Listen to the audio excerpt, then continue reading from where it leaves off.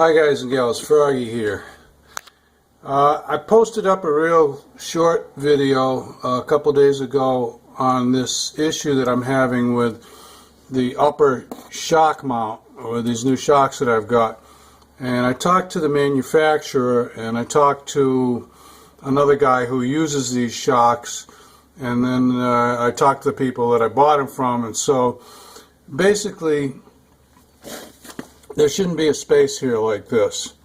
This is original equipment bushings, Corvette bushings, and either the pin top here,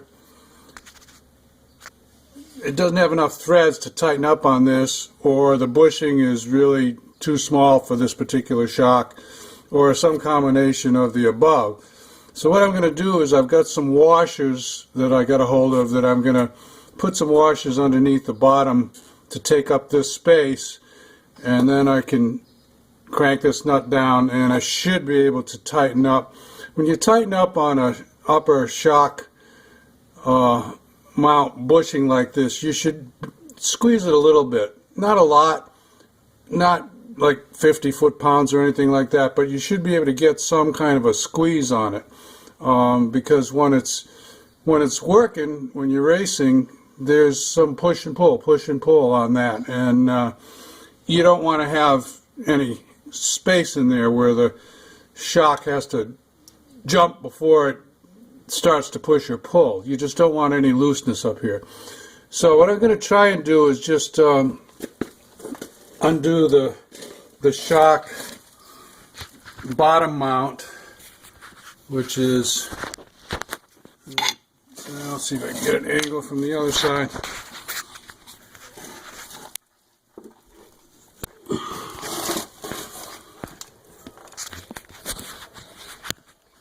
There. This bottom mount here, and then maybe just that pin top, and it'll come out. If that doesn't work, then I'll just take this upper control arm loose, and that'll give me plenty of room. But we'll try the easy way first. I'll get back to you in a little bit.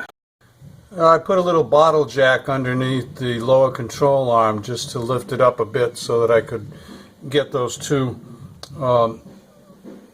the bolts out, because there was just a little strain on them from the drooping down of the front suspension corner.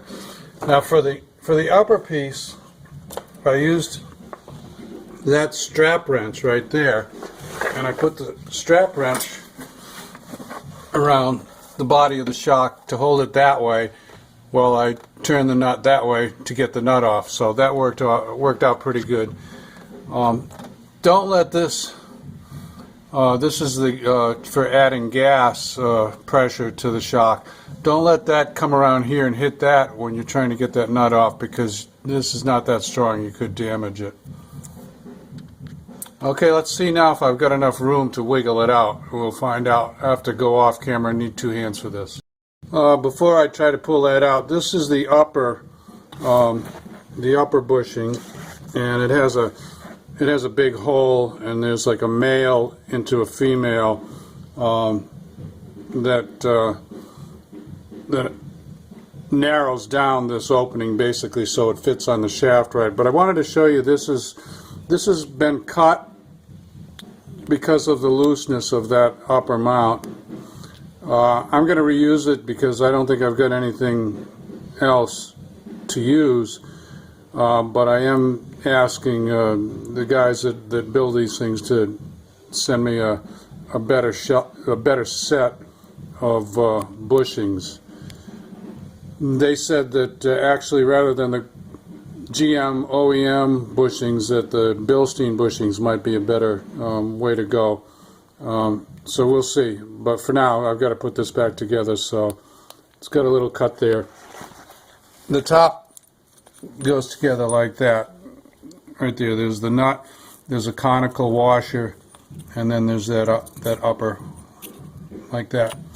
Let's see if she'll come out. Yeah, it came right out easy, just going to the front direction here, in between the steering arm and the sway bar and the lower control arm. It's plenty of room with the steering left straight to pull it out. There, it's out. Now you can see that there has been some wear, as I expected there would be, on this lower bushing also.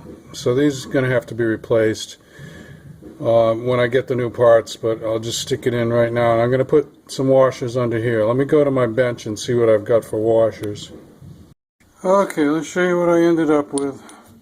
I found some of these conical washers from some other shock systems that I've had on over the years, and they fit real good. And then one of the guys I talked to said 7/16 was the diameter here, so I bought a bunch of 7/16 washers from McMaster Car, and he was wrong. They're more like 15-30 seconds or something. Anyway, I had to ream them out a little bit. I've got a drill and a little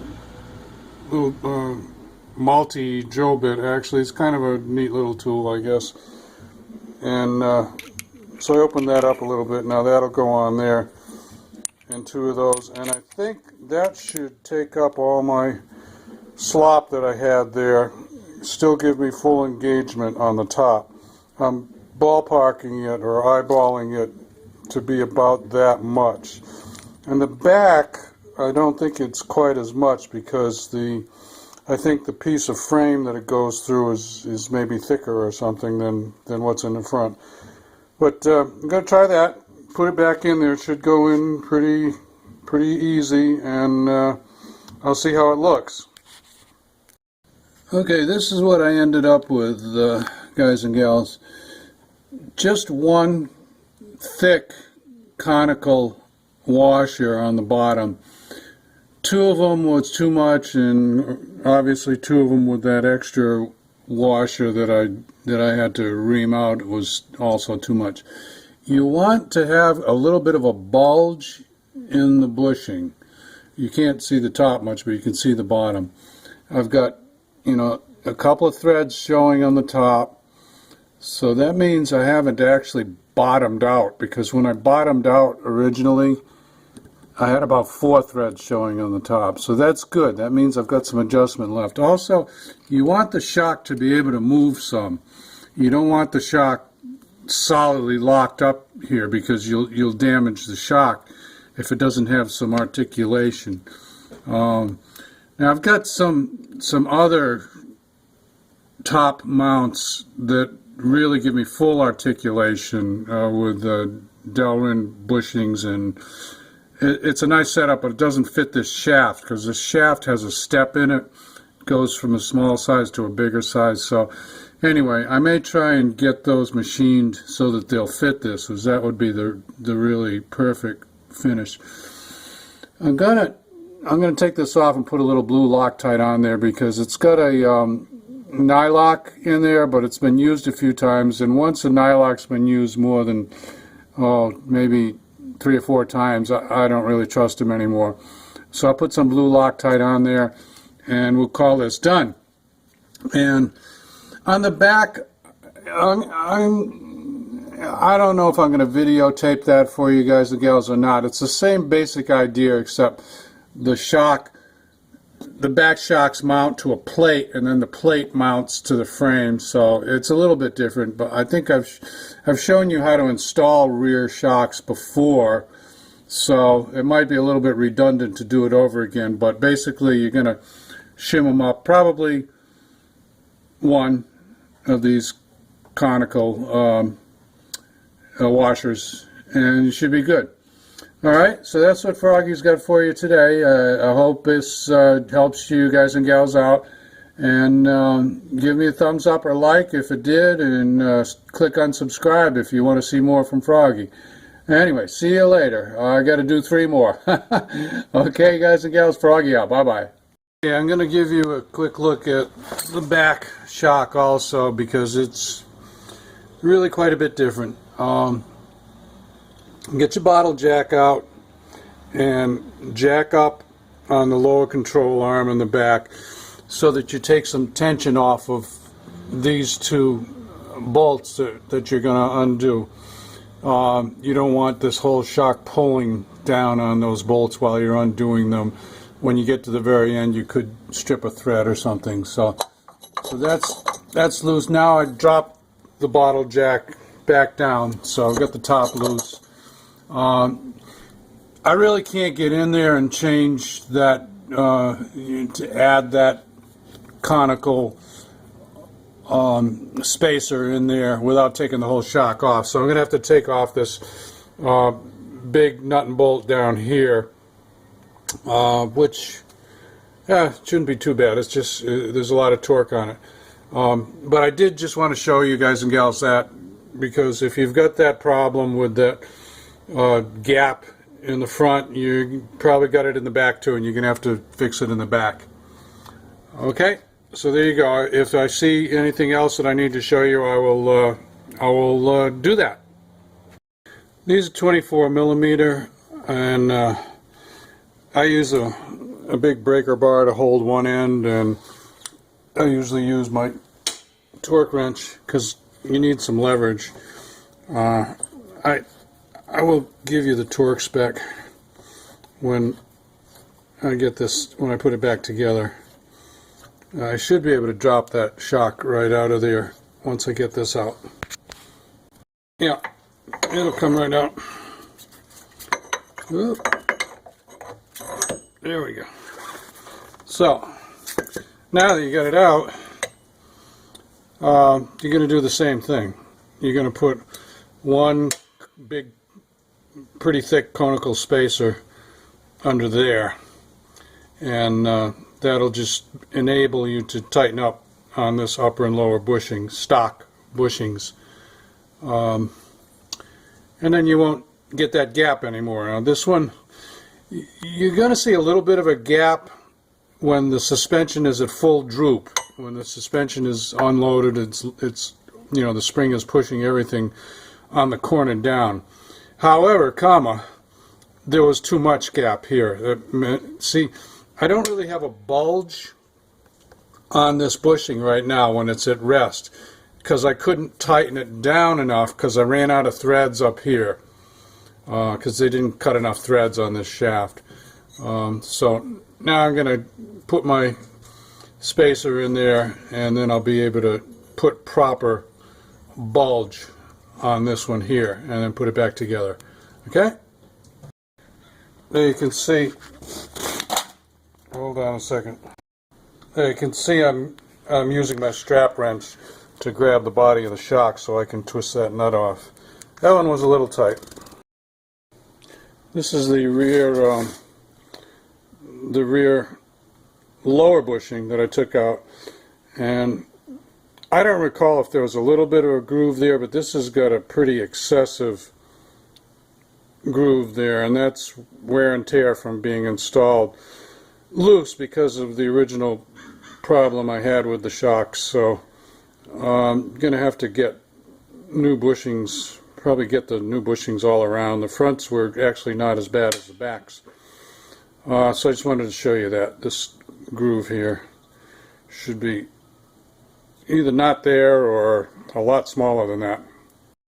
Yeah, that's just to show you what I mean. You know, it's not supposed to be loose like that. Obviously. Make sure you don't cross thread those little bolts. I think it would be easy to do, so just don't do it. Now you're going to use your bottle jack to line up this bottom shock mount. Okay? I'll show you when I get it lined up.